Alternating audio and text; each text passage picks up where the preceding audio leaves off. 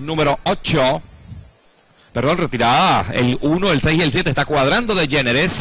Ahora sí, partida.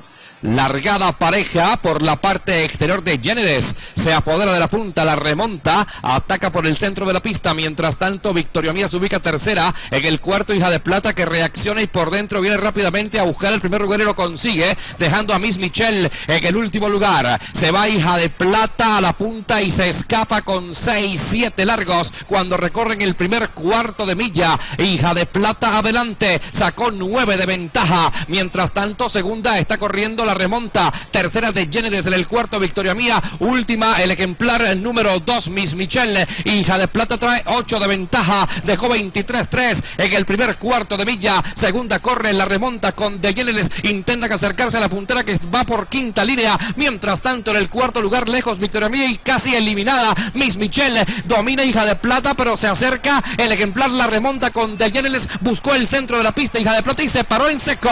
Pasaron de Géneres con la remonta a pelear el primer puesto.